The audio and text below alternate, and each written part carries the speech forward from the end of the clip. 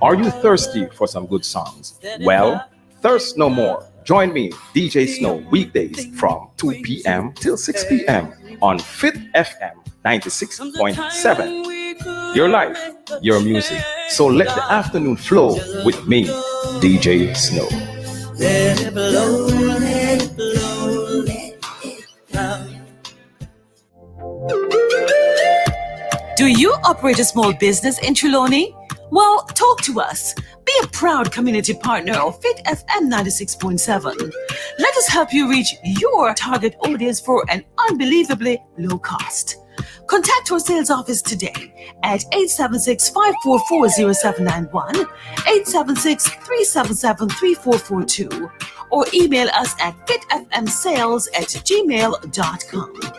Fit FM 96.7, Trelawney's radio. Your life, your music. It's the Father's Day sales event at Carib Sales Hardware in Duncan's Trelawney. Get up to 30% off manual and power tools and equipment. Visit Carib Sale Hardware for great Father's Day gift ideas too. Find us in Duncan Square or call us at 876-954-2220. Carib Sales Hardware, your friendly community hardware and gift center.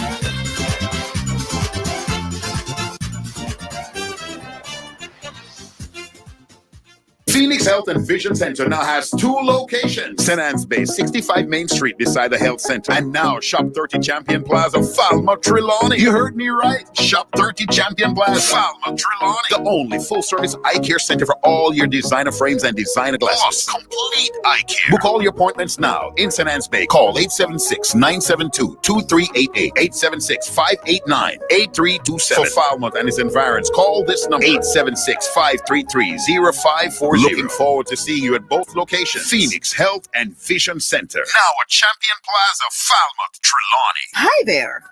I'm Carlene Street, inviting you to join me every Sunday on Fit FM 96.7 for We Lickle But With Talawa, a program highlighting Jamaicans who are making significant contributions abroad and their impact on our communities. That's We Lickle But With Talawa, every Sunday at 5:30 p.m. with a repeat on Thursdays at 8:30 p.m. on Fit FM 96.7. Your life, your music.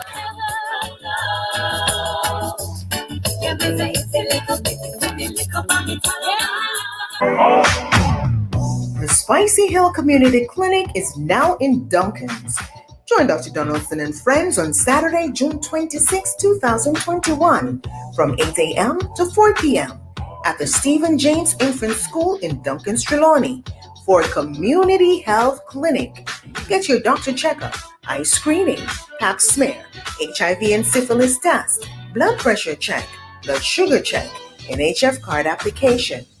Donate blood at our blood drive and learn about blood pressure and blood sugar management. Registration fee is only $1,000. This community health clinic is brought to you with the kind support of Trelawney Cooperative Credit Union, Phoenix Health and Vision Care Center, Jamaica Cancer Society, Jamaica AIDS Support for Life, Carib Sales, Duncan's Bakery, Hillside Enterprise, and AJAG Hardware. Fit FM 96.7 will be there to bring live updates throughout the day. All COVID-19 protocols will be observed, so join Dr. Donaldson and friends on Saturday, June 26th for Community Health Clinic from 8 a.m. to 4 p.m. at the Stephen James Infant School with live coverage from Fit FM 96.7. Your life, your music.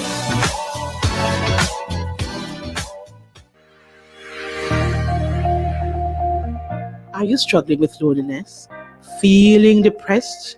Are you searching for a purpose to live?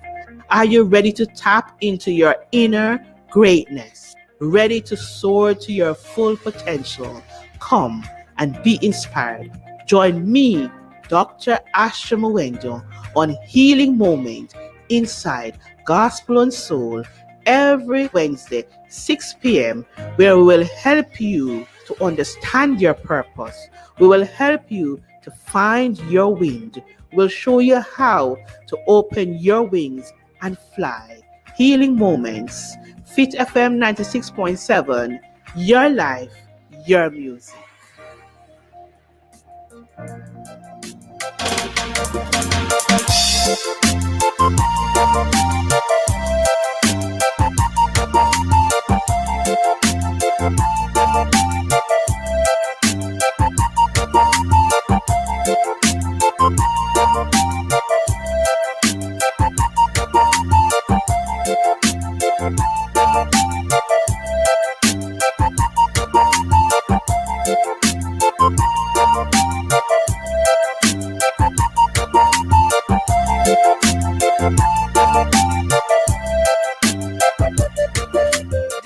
Good evening, my people. How are you? I know we have ups and downs, but it's an awesome time to be alive no matter what. So, you are with me, Dr. Asha Mwendo, on Healing Moments on Fit FM 96.7. And this evening's program, as usual, is being brought to you by Wellness in Motion. And we want you, listen to me now, we want you to take part in the conversation, and we have an awesome evening lineup for you this evening. So remember, you can reach us on Fit FM 96.7 on all social media platforms and on radio. Can join us streaming live on fitfmja.com. And while you're listening and you want to share, you can call us on or WhatsApp. Send a message or WhatsApp on 876-482-4944 or WhatsApp us on 876-317-1991. And so you hear it now. Remember now, we want you to interact with us. And so we are reminding you, WhatsApp on 876-482-4944 or 876-317-1991. And as usual, Healing Moments join the call for elimination of violence against women and girls. My guest this evening is Anissa Wilson-Smith, a friend, a sister, and an awesome educator. So this evening we'll be talking about healing a nation through a holistic educational approach, right? And so guess what? You know the drill. You're going to get your pen, get your sip, tell a friend, listen to this music until we come right back.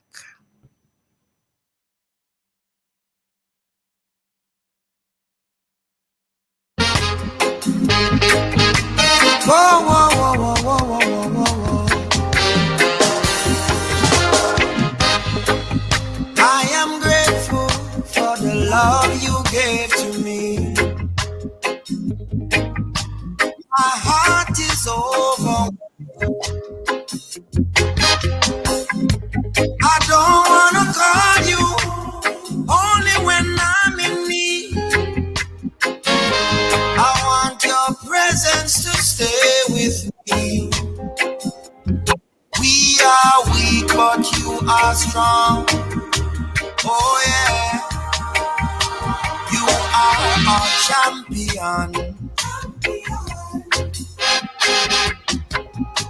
I love you with my heart, my mind, and my soul. Whatever you say is so.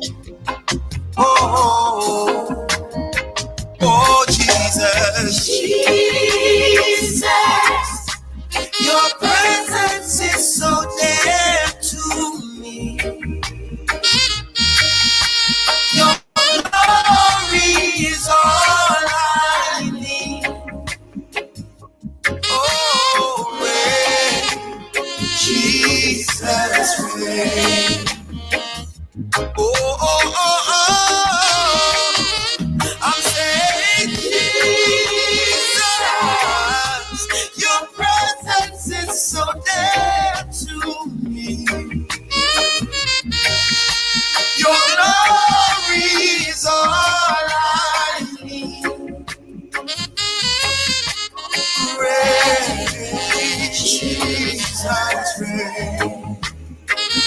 Oh, oh, oh, oh, oh. Can I say success if success never came from you? How can I say my dreams are accomplishing my All I'm saying, nothing really matters. Jesus, if I can't feel you, oh,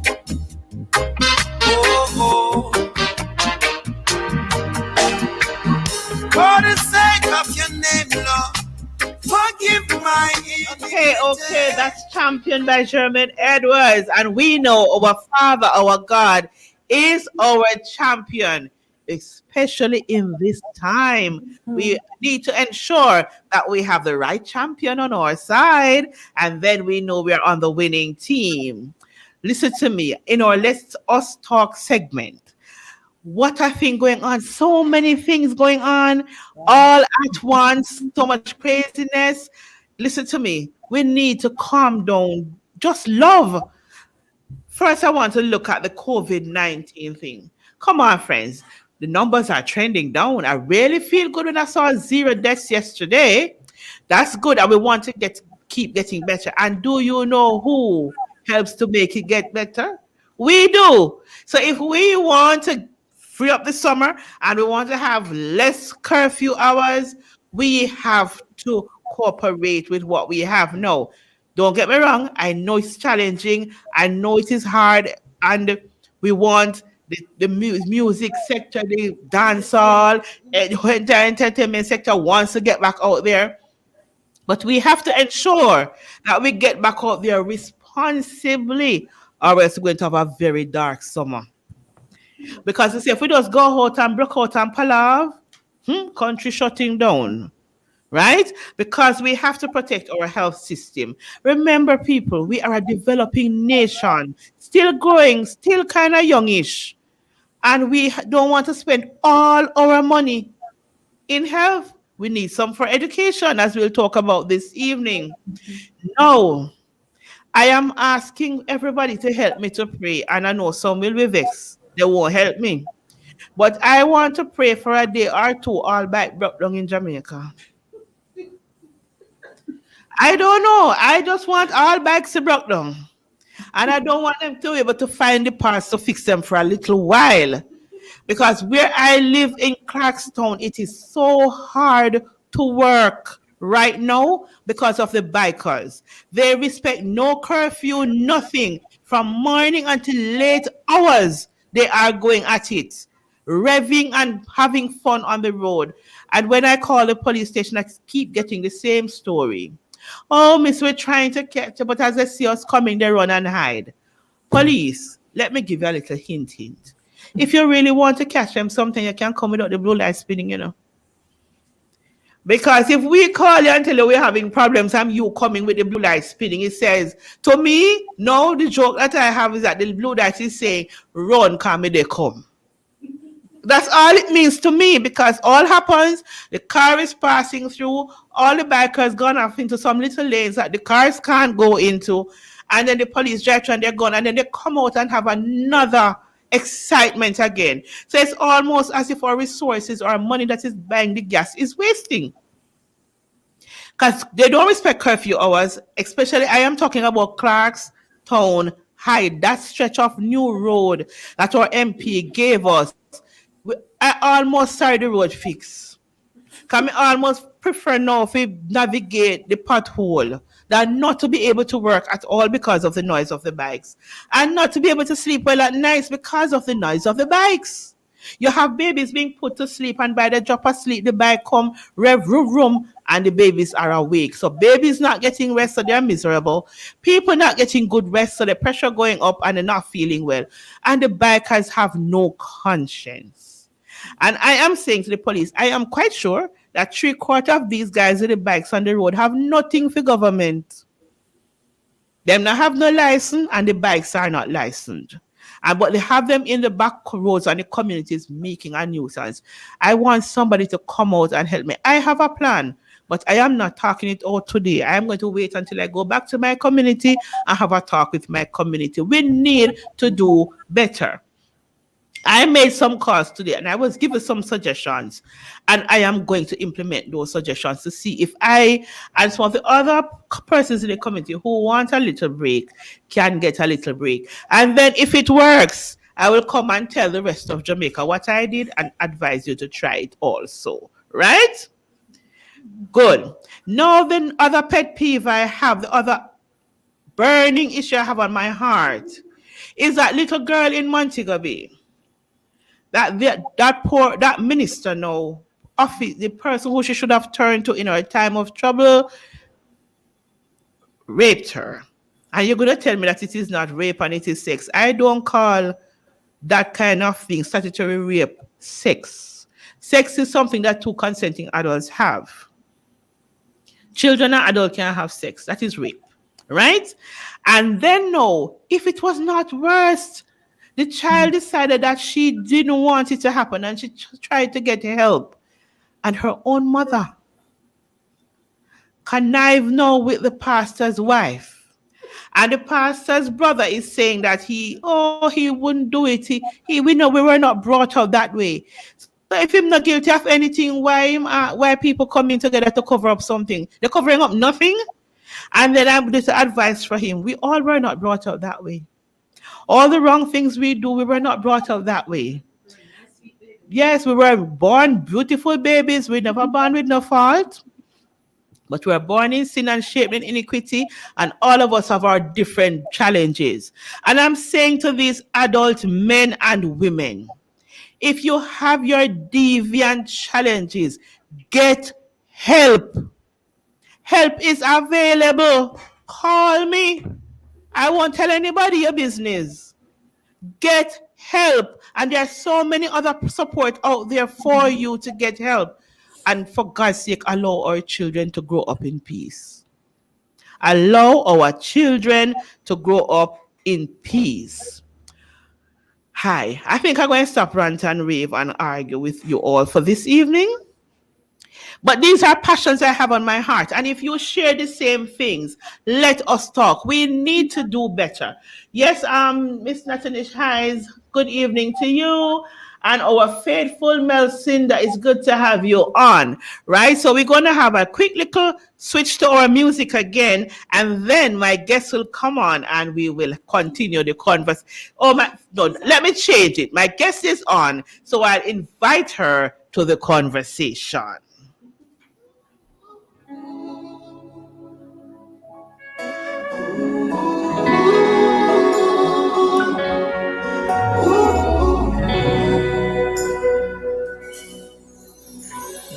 I can get lost sometimes, caught up and stuck in pride.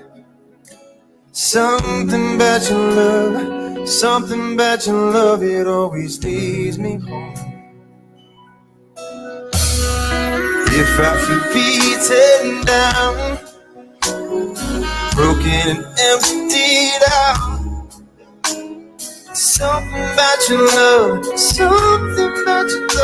always leads me home, yeah. But I To heal my heart, make me clean,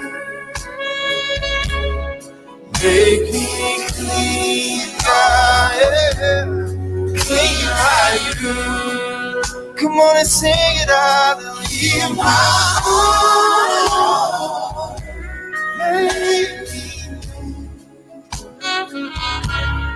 make me clean, God. Yes. We all need our hearts to be healed, right?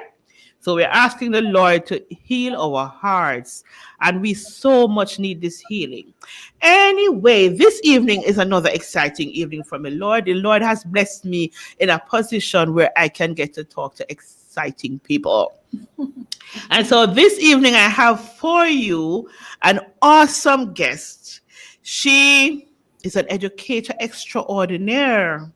And she's going to tell us about the type of education that we need for this time, at this time. She's the CEO of Life Skills Publishing. She's an educator, education consultant, a woman with a passion for investing in the nation's children. She went about creating the program that we need, and I will let her tell you about that. But it's something that excites me and make me almost wish I was a child and I could go to her class, right? But that don't mean I don't take a little hits from her every now and then how to improve on myself, of course. And so this evening I have with me Miss Anissa Wilson Smith. Good evening, Sister Anissa. How are you? Good evening, my dear sister. I am doing wonderful. Turn up the headphone and not hearing. So how you doing? I'm doing well. I'm giving thanks. You're not hearing me? It's checking it, sorting it out here. Okay. Hearing me better now? I'm not hearing her. I don't know what's sort it out and as what you can continue talking because I get to understand that others are hearing. I don't know why I am not hearing you. I think I see why I am not hearing you, and I'm hearing you very well now. Awesome. Okay. Awesome. I wasn't properly connected. Okay. You And have to be properly connected, you know. And that shows us how connection is important. Yes. Yes, man, we Very must so. always be properly connected if we want to get the real thing. Yes, so let's do this again. How are we this evening? How are you? I am doing well. I'm Awesome. really honored to be on to share. This is my second time, and it's Yes. always a pleasure talking to you, listening to you, that positive energy. So it's indeed a pleasure. Yes, and for me, I invite you on this evening because for this month we are looking at a series of different ways we can heal our nation, helping the healing of our nation. And I believe that education is one of the important components. But what I like is your approach to education and your approach to ensure that we have a holistic, rounded form of education for our children. And so this evening, I want to tell us about your educational approach and what it is based on, and we will take it from there. All right. So let me just start with you mentioned about healing a nation. And I'm telling you, more than ever, our nation is in crisis. Oh, And yeah. especially our children. It's an understatement. It pains when you read the Glean on a day-to-day basis. I mean, it You is so just true. mentioned a case involving the little girl that was Yes, raped.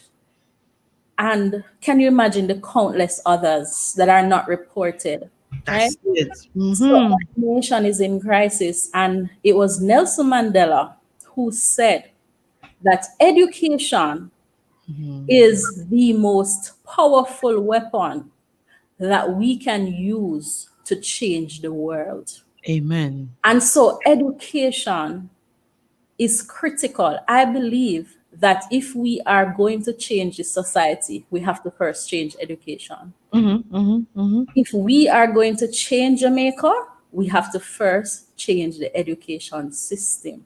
That And is I'll tell you a little bit about that.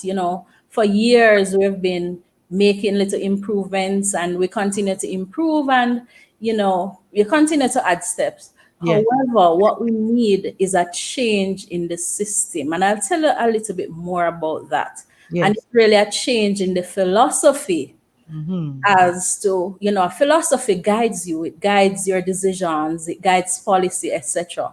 So I believe that the underlying problem with Jamaica's education system is the philosophy that we go by. And let me just tell you a little bit about what's happening in our education system. Just this week, I was reading the Gleaner, and it's an article talking about the JTA president elects. They're coming up for elections very soon. Yes. And they were making the point in the Gleaner that they need to really look at the education system, and they were making some suggestions, for example, looking at teacher performance pay, etc., etc. However, I don't think we are getting to the real problem. In counseling, we have something called the presenting problem, Yes. but then we have the underlying problem. And listen to this now. The Gleaner further articulated that the research over the years, our children, Yes. we continue to spend so much money in education. and we're still not getting these grades that it's the grades, right? When we assess education, we look at the passes in CSEC, you look at the passes in PEP, right? This is how we measure. And I remember the Gleaner article saying that after 5 years of high school education, we have 20% passing 5 6Cs at one sitting, which includes math and English. 20%, right? Yes. And I believe, and I'll tell you the rationale why I say this, that we have been spending perhaps 80% of our resources on 20% of the population.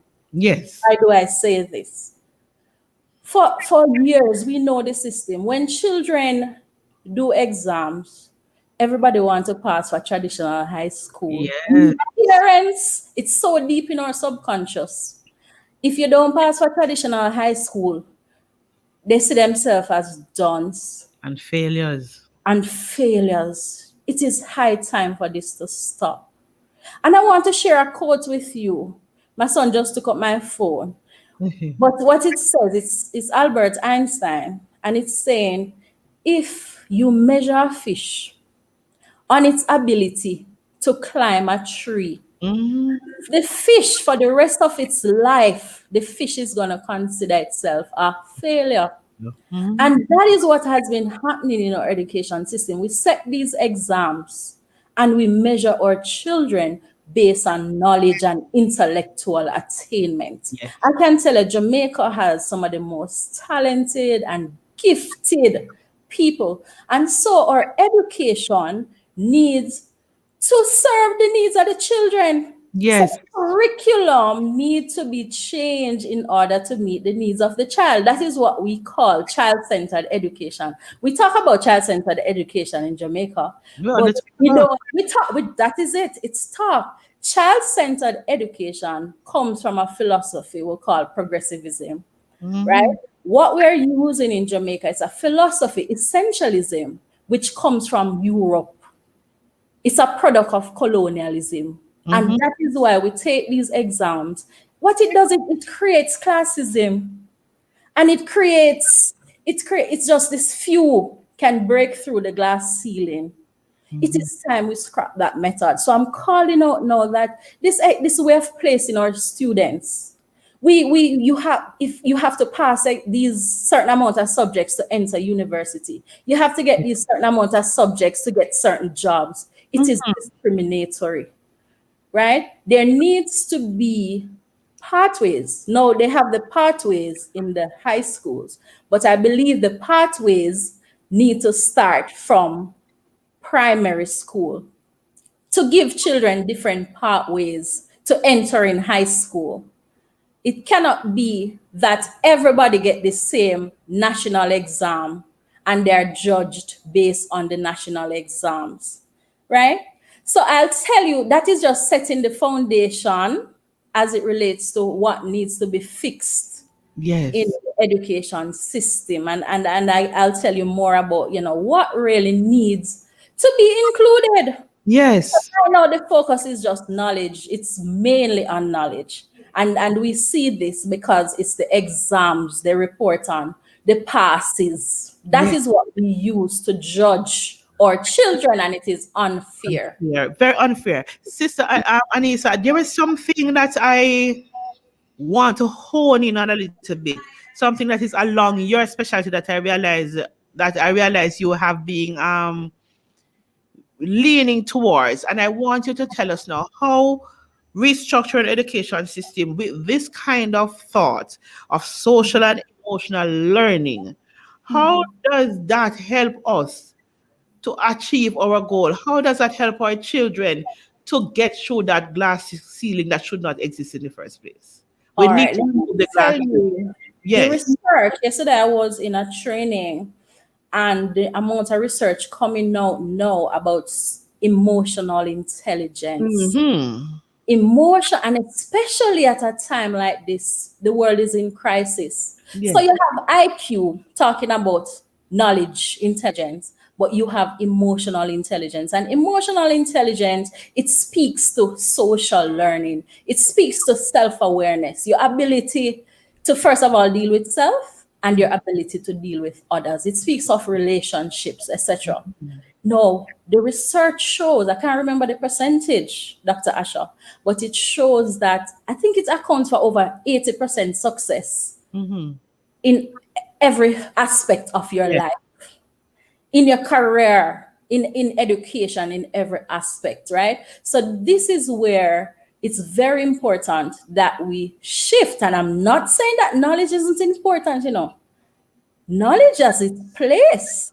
However, we need to recognize diversity, and especially in the fact that we're dealing with Generation Z's. Yes. Diversity is important. It's important that we are able to cater to the needs of the children, right? Yes. So social and emotional learning, it teaches emotional intelligence, right? And Yes. as I said, that is very, very, people think it's common sense. One person I remember on the training said isn't that common sense? It is not. These are skills. For example, empathy, listening, Yes. verbal and non-verbal communication. And if you look, Dr. Asha, if you go to any resume gleaner article, people advertising for employment, look and see if it's not the soft skills that they're asking for. You can always train people with the technical skills, but people and the business experts, they're saying, listen, you need to hire on attitude. Yes. You can always give the technical skills. It's the soft skills, the employability skills, the character. Yes. This is what is going to make the difference. And that is so important, and it's so true. And I have a program. I have been doing this for years now, where I have children that we are supporting through the education system. And one of the things that is important to me is that I don't take my sponsors' money, send children to school, and they don't come out good on the other end.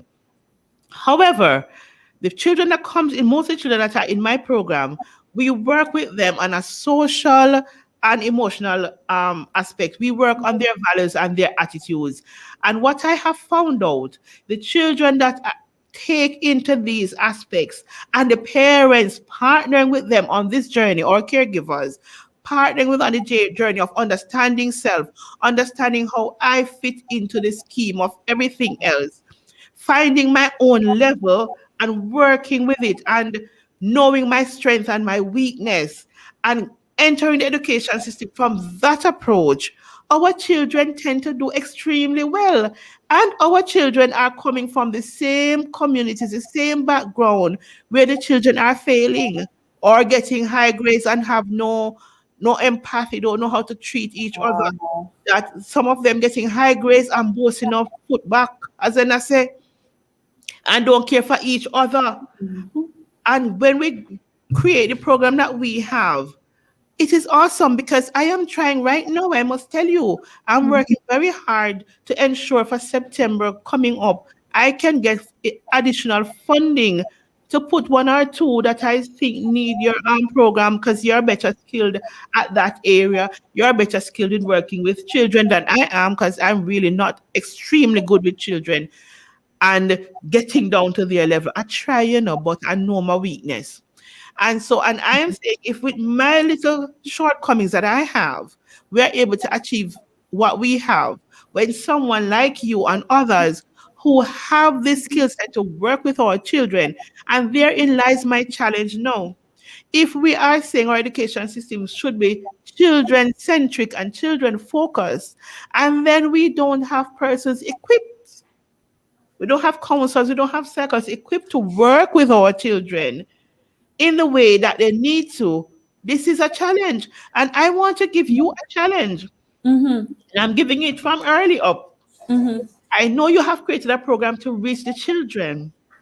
What if you create a program to reach us who work with the children? Definitely, I have created. I have the program 'cause I'm a curriculum specialist. That's what I did my master's in. So, Mhm. so I have created the adult version of the Okay. program as well. So it's See, I for didn't both know. children, yes, for both children and adults. But I just want to touch on a point that Mhm. you just made, Dr. Asha. You mentioned about the system and if we have the persons there to Mhm. support the children. So here's the problem now. I don't know if you're aware of this, but let's say even guidance classes. Guidance, that's Mhm. an area that would serve to help the children with Yeah. their social and emotional learning. Now, how the system is set up, you will have a lot of children when school was open will not want to go guidance class because they guess what? Let's say guess what? We're not getting no test on this subject. Yes. We're not getting no, so it's not important. You understand? So Yes. systematically, the policy makers they have to make it important Yes. because it's a struggle for a lot of guidance counselors. You know, Yes. you have a lot of guidance counselors who they're not even allowed to carry out their roles because some Mhm. principals don't even understand their roles. They have True. them nursing, they have them being disciplinarians, they have them Mhm. doing path program, and Yes. doing all sorts of things because they don't understand the value that guidance counselors bring to the table, and especially at a time like now. You Yes. know, so it really has to do with the people in power then, the policy makers, the people that make the decisions Because that even though you the guidance counselors are assessed in the delivery of their work, I think that needs to be changed. And even the resources, because I look at what is happening. There's a couple of high schools that a few high schools I've been paying attention to. And Mhm. one of my we have a little executive that helps to support me in what I do. And so we have an alumni program. But one of my friends sent me something today, and I'm going to read it. It says, we need to stop just pulling people out of the river. We need to go upstream and find out where they are falling in. This was said by Desmond Tutu. And then she's saying, this is how we are approaching these children at school. The guidance counselors call upon you to help when the child drop in the river and nearly drown. But they're not seeing before the child drop into the river what is Uh, causing the child to drop into the river. Why are our girls dropping out of school? Why mhm. are they failing? COVID keeping, we all know that.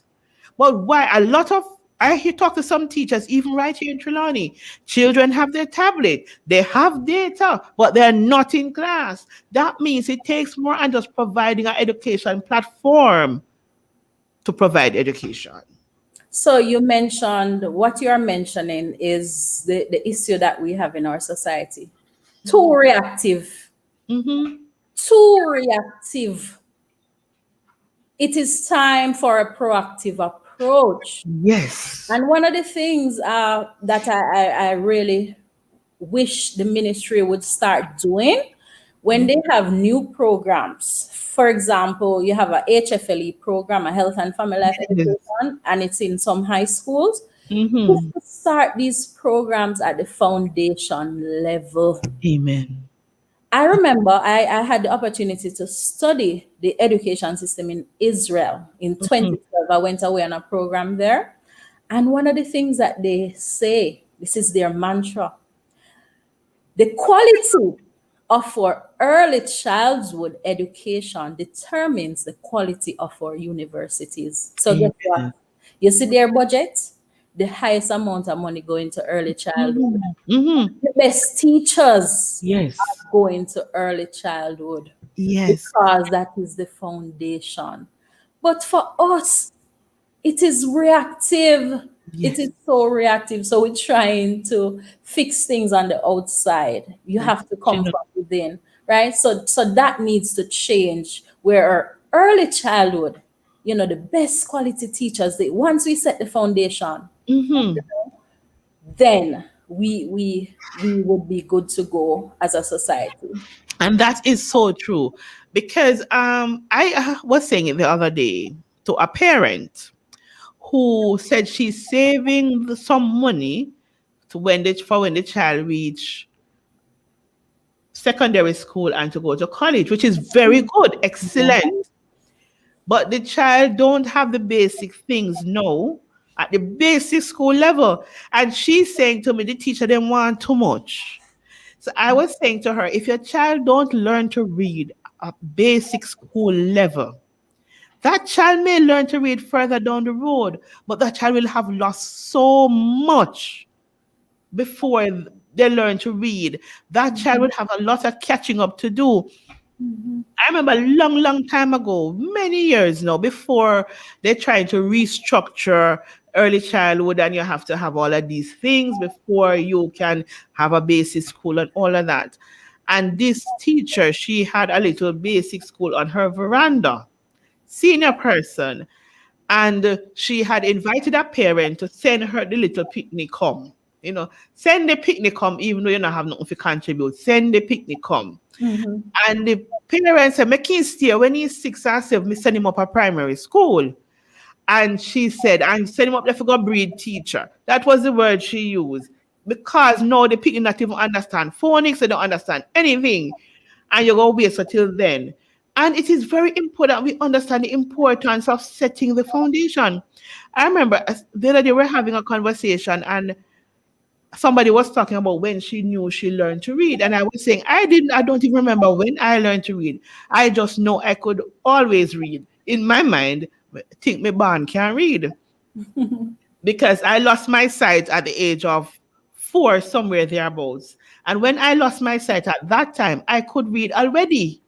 And I was reading my auntie them letter and stuff, and them threatened to kill me every single day and twice on Sundays, and quarrel with my grandmother that she broke me bad because she would shield me and then tell them, if you don't want her to read your things, put them up. So I learned to read very early, thanks to Miss Pearl from Flanker, who passed on no long time.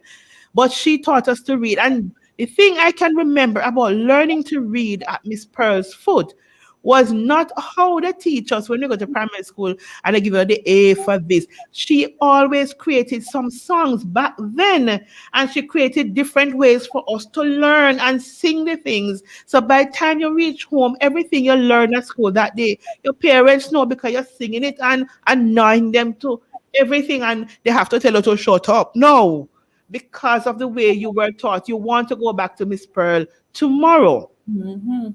That is what we need to start doing with our children from day one. I have a problem with some of the books they are using at basic school now. When you have the picture of a boy in a book and the right boy beside you, tell you no, it's Tom. I have a problem with that. And these are some of the things that are in some of the books that I see some of the children learning. Maybe because I'm not a basic school teacher, I don't understand it. But if I don't understand it, a lot of the children will continue not understanding it. We teach them, we pressure them to do projects to come at basic school level and take away the fun from learning. And then the parents are going to do the projects.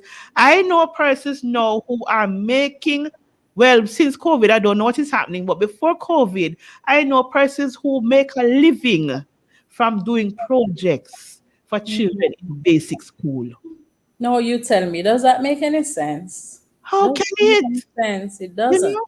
The early childhood, that's the stage of readiness. And so very simple things, it don't require all of that and the book and so on. You're looking to develop basic fine motor skills. So, and this is through playing. At that stage is learning through playing. So they play though.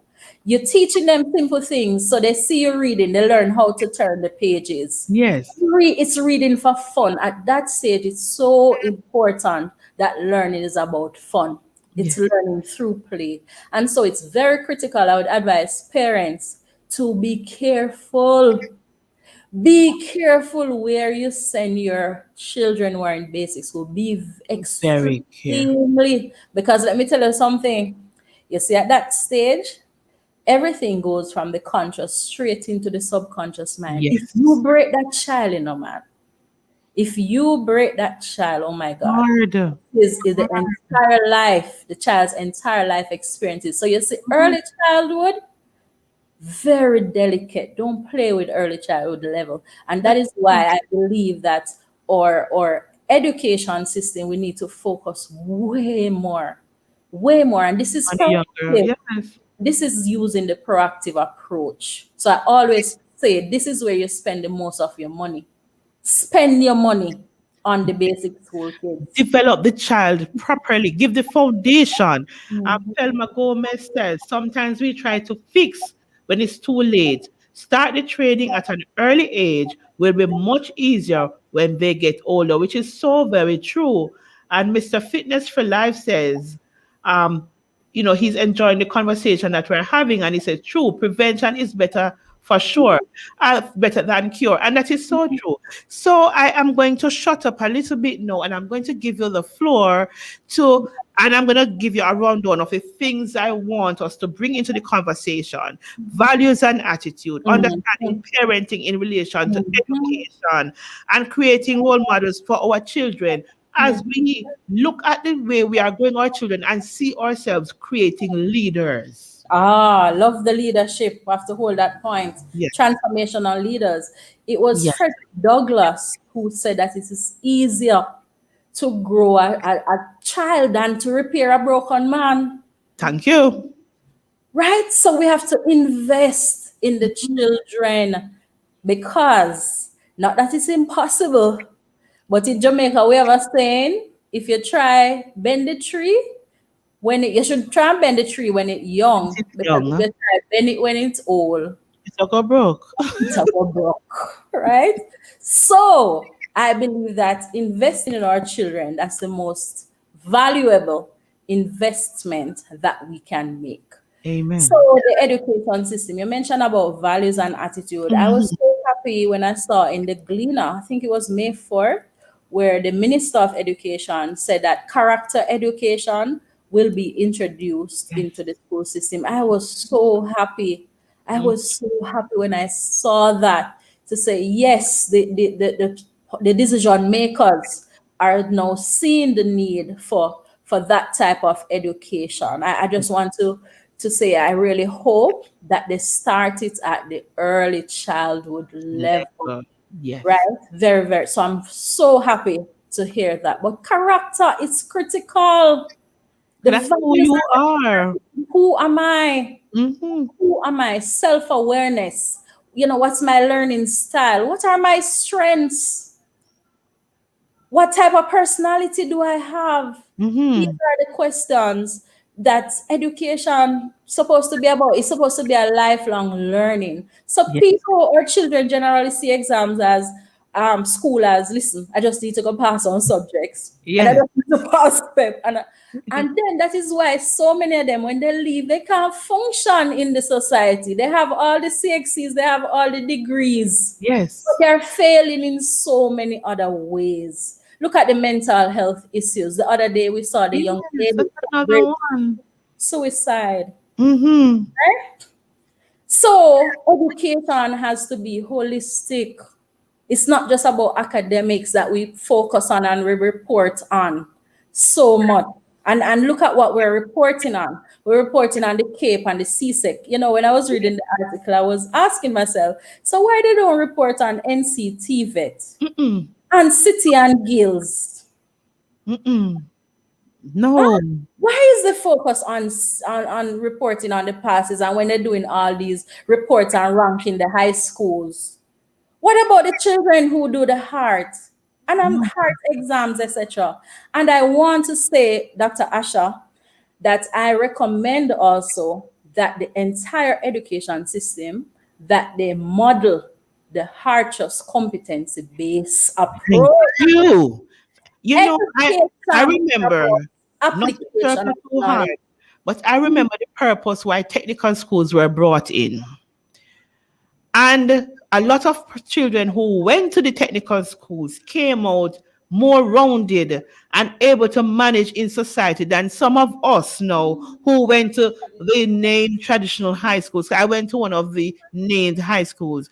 But my counterparts that went to technical school, like my brother, they came out so more rounded with their skill set, and we almost want to grudge them, because when we now start to develop experience to be able to get the job that we need the experience to get, they already had experience.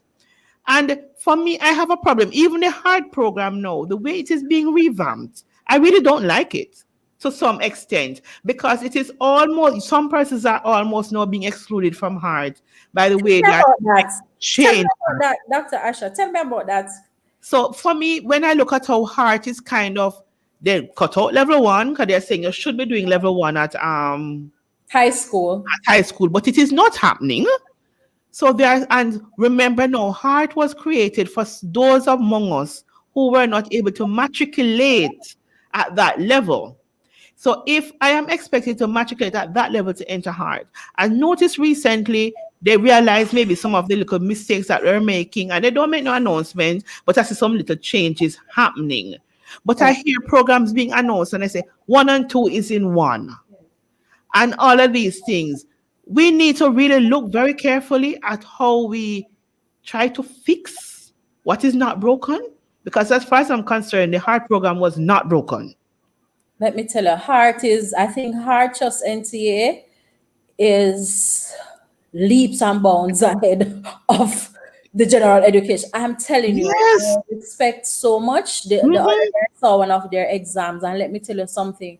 It was all application. So you don't have the children, have to be remembering all these facts. Yes, it tests if you know it, but it gives you scenarios, it gives you case studies, so you have to apply it.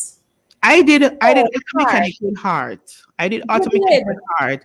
I did IT with heart and some other subjects. And I am telling you, maybe if I'd gone to UWI, I wouldn't pass them. See the difference? You Yes. see the difference. The world, we're in the 21st century, and the 21st century, it requires competencies, it requires the application of knowledge, it requires what we call the 4 C's. They must be able to communicate, they must be able to collaborate, they must be able to think critically. Yes. Creativity, right? So this whole heap of memory and going to the children when they study and they sweat, and some of them are very good at passing exams, Yes, very good at exams. very good at passing, and that's about it, right? So it's so critical for us to look at the mainstream education. And so I mentioned about the competency-based approach. I mentioned about the values and the character education. And I want to add that safety and security education, Dr. Asha. Yes, talk The about that. curriculum must be relevant to the needs of society. Yes. Again, when I was in Israel, you know that when a person reaches 18, they attain adulthood, they look forward to serving in the Israel military. Yes. Because we understand Israel, they have all these people around them. It's a nation at war all the time. Yes. So guess what? The citizens, you would think that's okay. Maybe they don't want to go in the army, or they look forward. It was like it's a pride for them. The right of passage. Yes, to serve in the army. So look at Jamaica. The research is showing that we are leading in the Caribbean and Latin America when it comes to crime.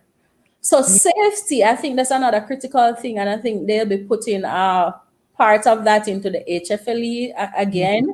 But safety and security education, I think that's a must for the Jamaican education And system. understanding what that means to us as a people.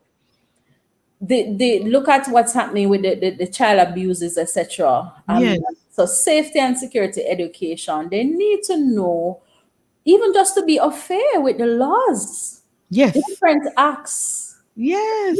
What does the law, what are my rights, the constitution, things like that. It's a must because of the nature of the society that we live in, high crime and violence rate. True. Right? Because, I just talk about the laws, in the US, a lot of the younger generation can tell you what the laws are. Wow. They can tell you how it's about the constitutional rights. In Jamaica, we don't even know what law we're supposed to use. And where's it? Anything. Where you find the law, where you go to find it, etc. Yes. So that has to be a part of our education. So I really think, Dr. Asha, that at this point, there's a saying that if you keep doing things the same way and expect different result. That's the definition for insanity, right? Yes. So I think it is high time that we start the conversation, Mhm. and we're gonna need transformational leaders to do this. Yes. People who will talk out, people who don't just go with it because this is how you see it, and You so you just see. continue the system. And it reminds me of a story. I don't know if you ever heard about this story. Mhm. I think it was four generation of women, right? So you have the great grandmother, the grandmother, the mother, and then the children. Now the children got, one of the child was married, and so they were preparing their Christmas dinner, and they prepared turkey. So the husband asked the wife, why is it that you cut off the best part of Mhm. the turkey? And she said, you know, I really don't know, but this is what has been happening. So she went to her mother now and asked the mother, and the mother couldn't tell her because her mother did the same thing. And when they check up to the great great grandmother, guess why she cut off the turkey? Because the pan was too small, Small. Yes. right? So if we continue in this and not questioning and not saying something, because look at the fruits that we're reaping as a nation. Listen to It's me. obvious that we're not planting something, not And planting good. you know, I was saying to somebody the other day that some of the children we are turning out now reminds us of the crops that we turn out. We keep using the watered down seed, we pick the worst seeds for planting, and therefore we get weaker and weaker crops. If we continue to do parenting the same way we are doing it, if we continue to do education the same way we are doing it, we're going to have problems. That's Somebody it. said to me recently, they were looking at why things are the way they are now and the children. I was saying to them, to be honest, it's the system that is the problem. It's a It's system. system. Because first we have now have a system that says teacher can't beat. I'm not saying beating is the way to go, but I'm using it as an example. Parents can't beat because you can be charged, picnic can go report you and police come lock you up for beating your child. And that might be good. I never beat mine and then it turned out too badly as far as I'm concerned. So I'm not talking about so much a beating in and of itself, but as we take out this system now of parenting that parents use from slavery days until now. So we say to the parents, this system is bad. Some of us as parents agree to, so we not grow food pick them like how we grandparents grow or their or parents and grows. It's archaic, it's wicked. But what happened was we removed the system that we had without preparing a system to transition into. So we did not transition over a 5 year period into a new system. We just lost the old one we had, and then we're playing catch up from then in how Uh, we're going to well, fix. let me share something with you as you mentioned about behavior. That even how we disciplined, it's coming from that same essentialism, that same colonial, No, right? discipline will punish. It's punish and why, you see, knowledge, you have to know the phone. It's coming from that same system. And if we're gonna move, what we need to move into, Dr. Asha, is something called positive discipline. You don't need to beat nobody. Listen to But me. you have to educate parents about what does positive discipline, what it means, where is that come? It's coming from the progressive Yes. philosophy of education, and that people are different and that there are different ways. The same social and emotional learning, how you Yes, communicate. ma'am. And another issue that I have to mention, Dr. Asha, is that a lot of our children are special needs, and we know Not no. true. We no know. We special And needs we one see don't even know. Dr. Asha, we see them and we think, boy, that put in no manners. Ain't bad. Sometimes children, they have whole heap of behavioral disorders. Yes. And So, one thing, not to cut you, Anissa, but mhm. well, I always say I don't like when people say that because they're cutting you anyway. But one of the things I normally say, we forget, and some of us don't know, that learning starts in the womb. Ah, yes. Learning starts in the womb. So the things you say and do are wrong.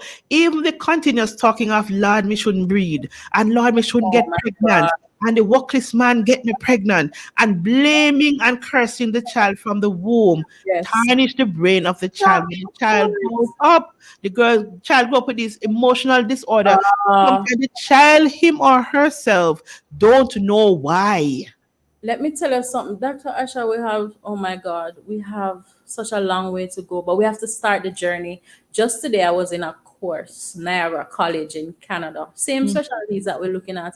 And mm, when you look at the things that they're doing in Canada to accommodate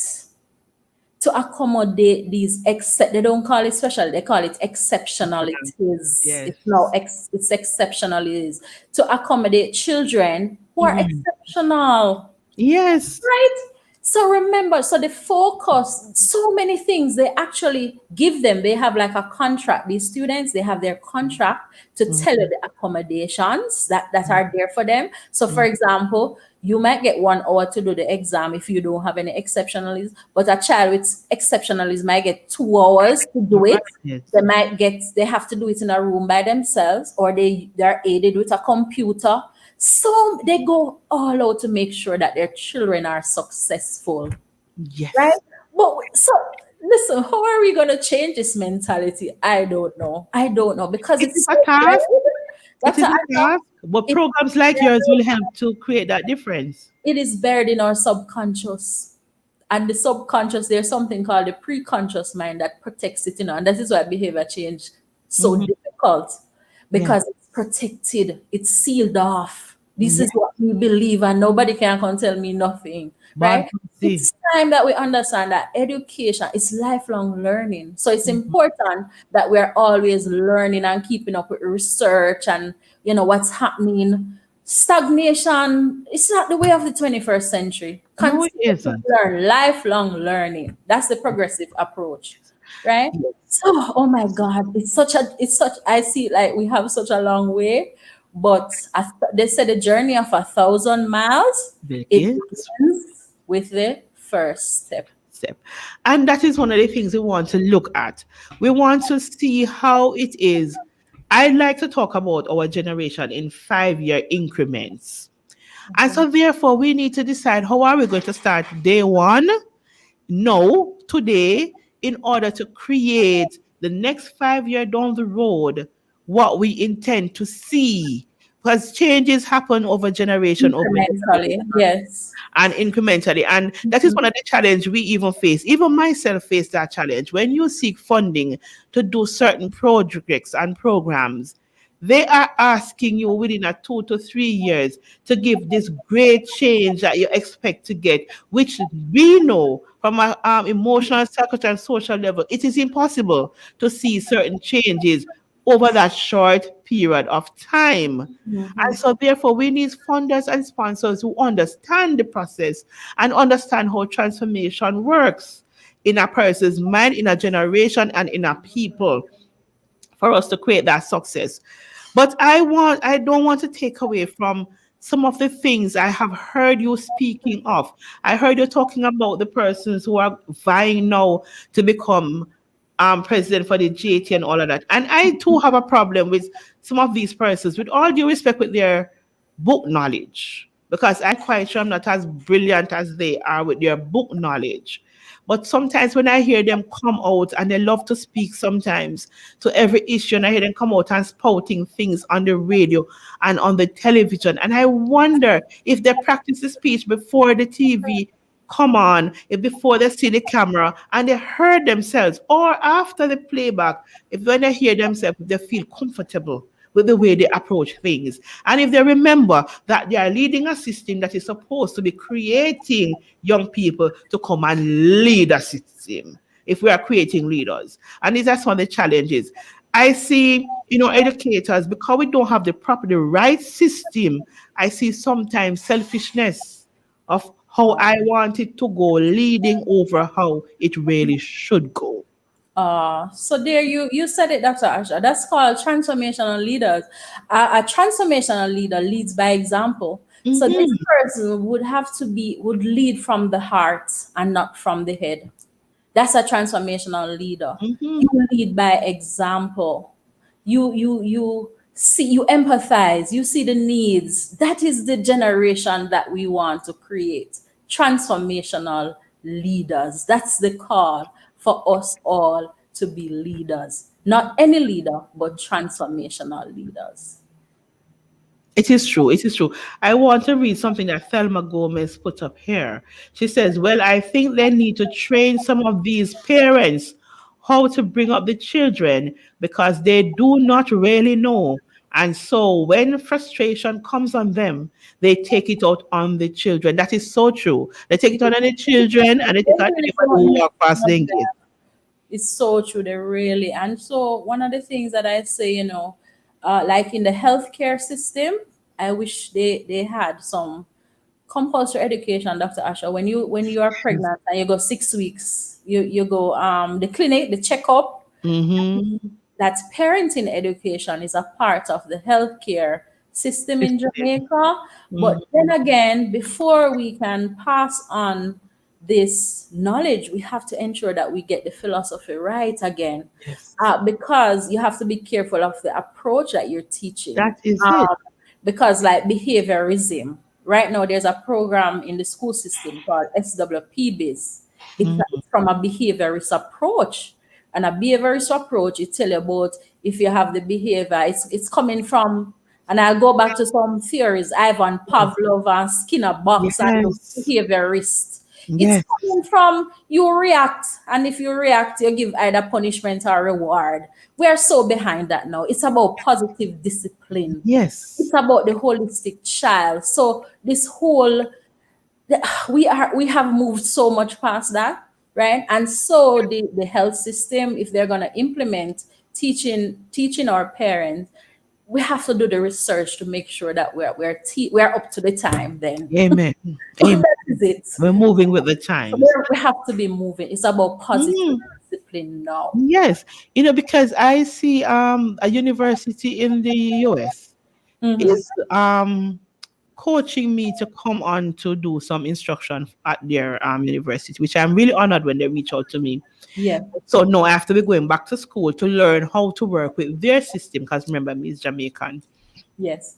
And then I am learning so much too. And that is one thing with learning. As long as you open your mind, you're always learning new ways. You're always also learning how to unlearn some of the things that you already thought was the right thing. Yes, you have to unlearn it. You have to do some unlearning because I'm learning to unlearn and then learning how to learn. I am learning how to teach psychological approach and emotional wellness and social steadiness from a different angle than what I did. Remember, it's just I'm not even think it's 3 years ago since I finished You're my studies, and now things have changed because we were taught with the old school method. But while we were being taught that way and learning that way, new things were being developed.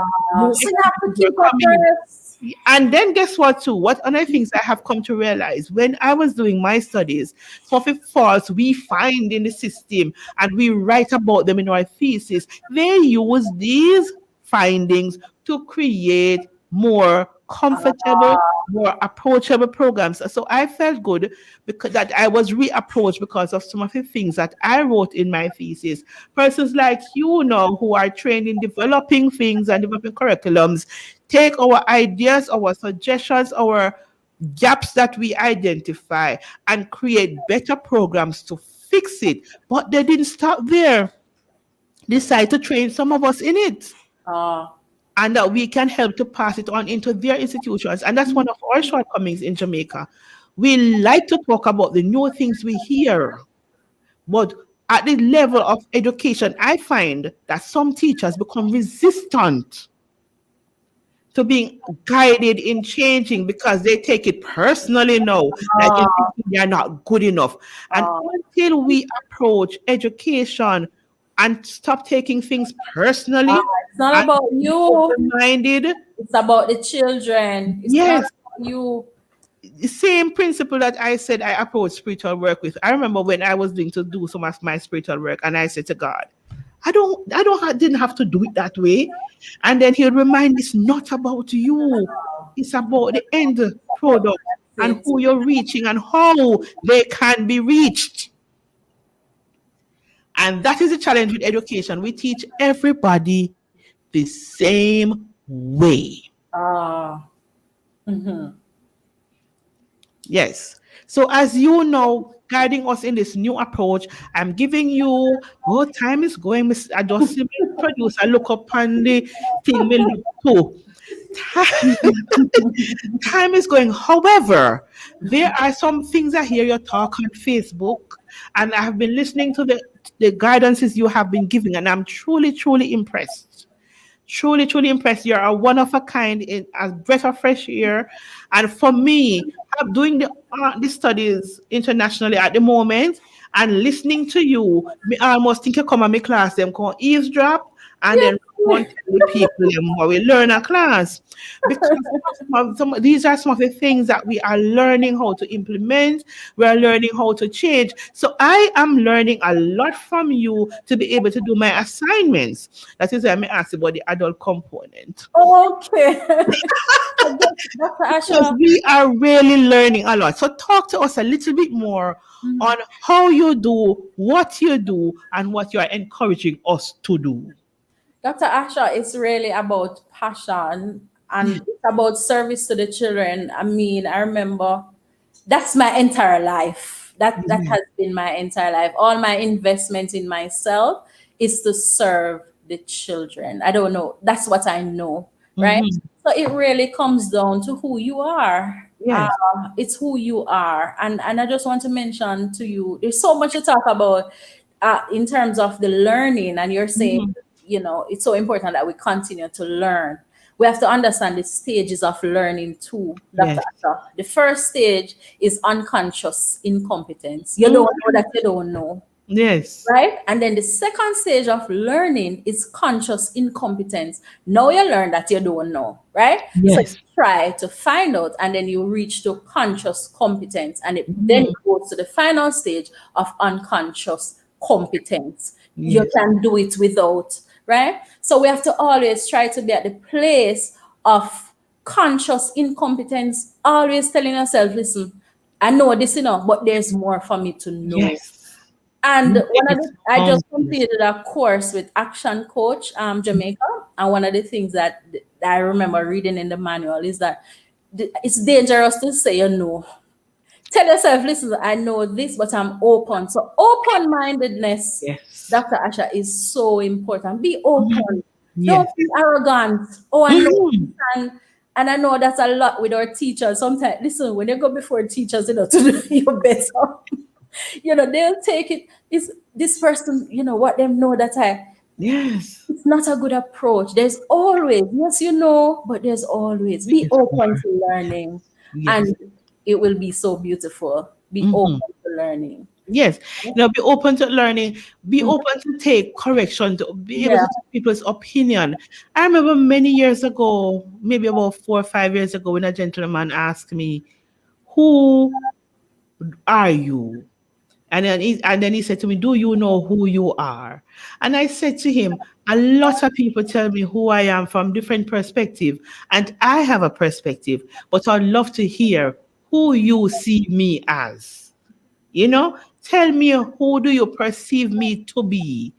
And I was really heartened when he told me who he thought I was and who I have been to him and his family. And I really thank him for his eulogy, because now I hear what someone think of me and think of the dash I have created in their life.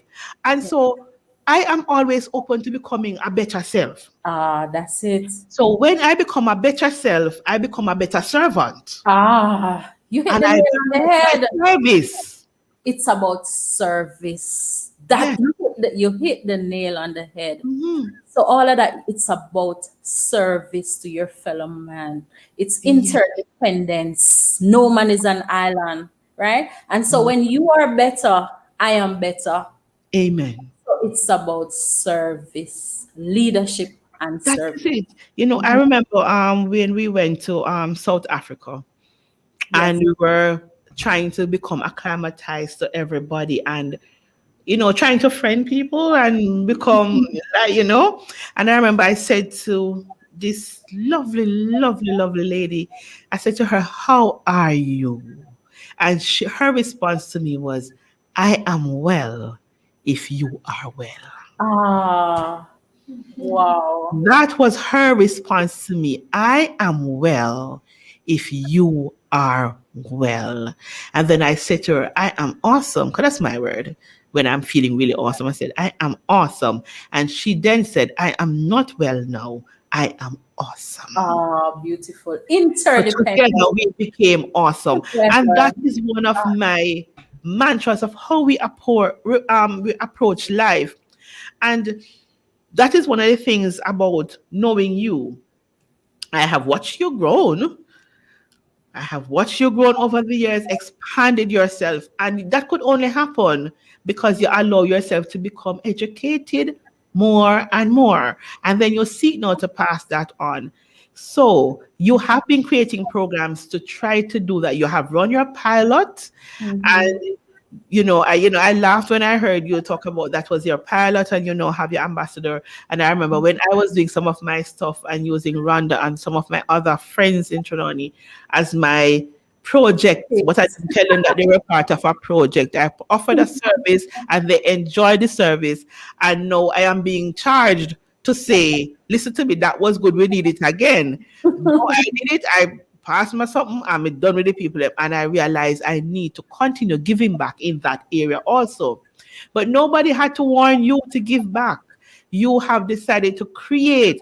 And that is the difference now, maybe between both of us. I will have the ideas, but you have the know-how in how to create, because that's what you're trained in how to write these projects and get the things going and create.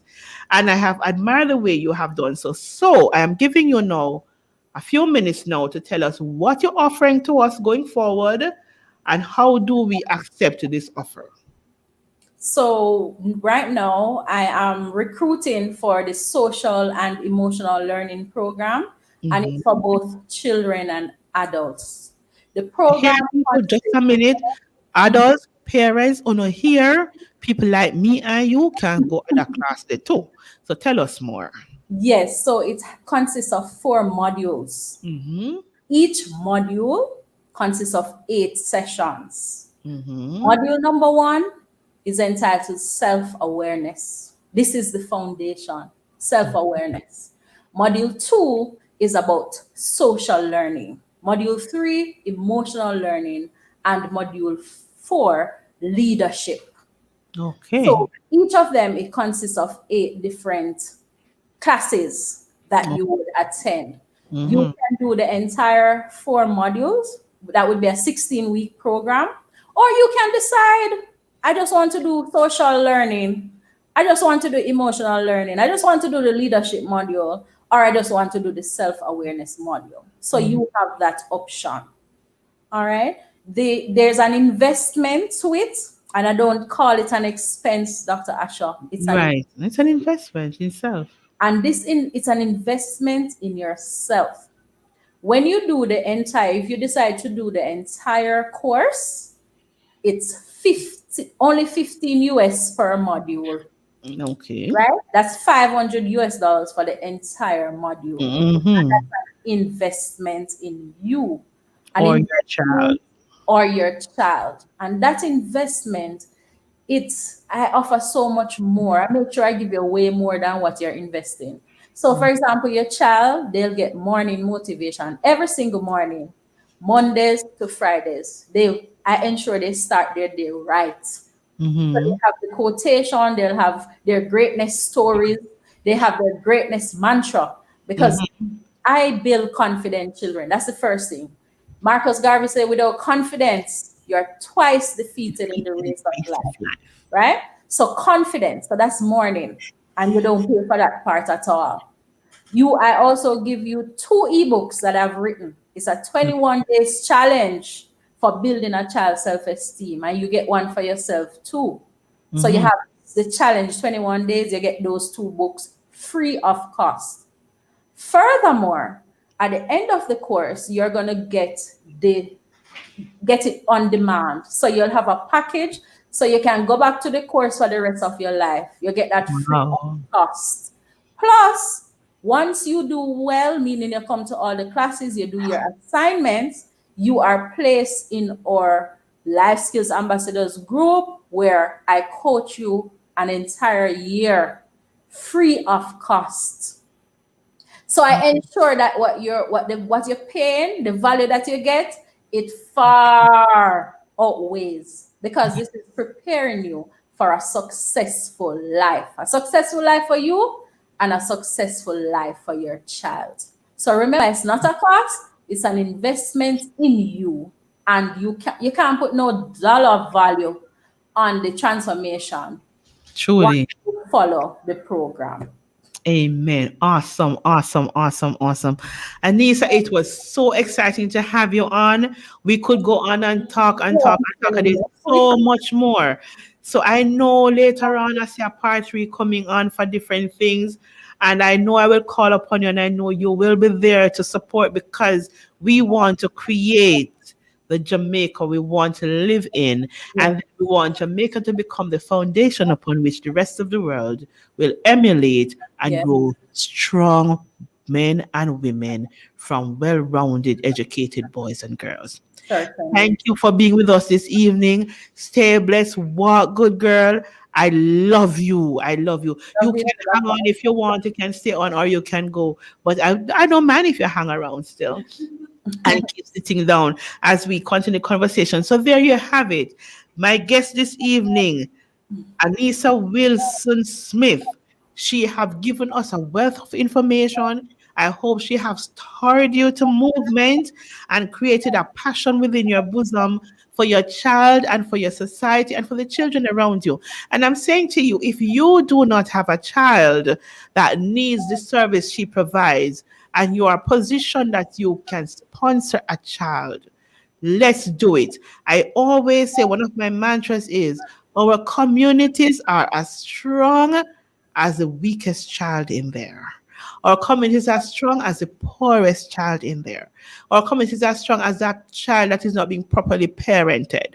Because the weak links of the community is what undermines the safety and security of the community. A child that don't get a proper education, so they are not able to get a proper job, and also gainful jobs, may become the child that cause you to live behind your burglar bar. So let's create a change and create the children we want to have around us now, that we can live in the community we want to live in for the rest of our lives.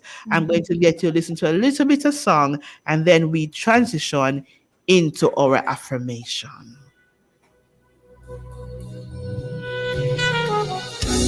Perfectly whole. That's what I want to do your will, Jesus. I have to be complete. Change my heart, Lord. Give me joy and peace. Set apart and consecrated. Oh Lord, speak into me. Heal my heart. Make me new. Let me be, Lord. Be like you. Heal my heart, Lord. Make me new. Oh Lord, make me clean, Lord, clean like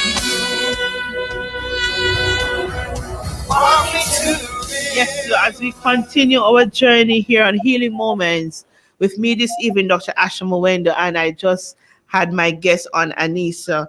I want us to go into our affirmation this evening. For this evening, I want us to remember, because you are hurting, you do not have the right to hurt others. It will not take your pain away, and you will now have more hurting in your life. At the end of the day, give your pain to Jesus. He is waiting to hear from you. Just maybe you will get the answer to your pain. It is time to give yourself and your pain to the Waymaker. It is time to seek your own healing. In that way, you do not pass your pain on to others. Today, I charge you, this evening as we continue to the rest of the week until we meet again. Love yourself enough to seek healing right now that you no longer hurt yourself and others. 1 Peter 5 verse 7 says, casting all your care upon him, for he careth for you. I remind you this evening, you are not alone. There's always support. There's always help. Just reach out your hand and you will realize your hand will touch another. Love you. Stay blessed. Stay affirmed and understand that healing is in your mind. Healing is at your fingertips. Healing, the time is now. So I say goodbye to you this evening from Healing Moments. And with my guest, Anissa Wilson Smith, we thank you for listening in to us. Remember, it's me, Dr. Asha Mwendo, on Healing Moments on Fit FM 96.7. We meet again, same time, next week, Wednesday, when we have another important, exciting lesson in how we heal our nation. Blessed be. Walk good.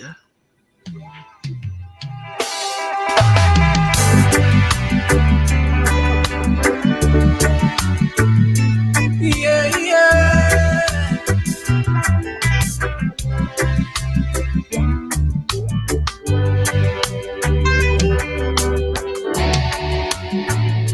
Whoa.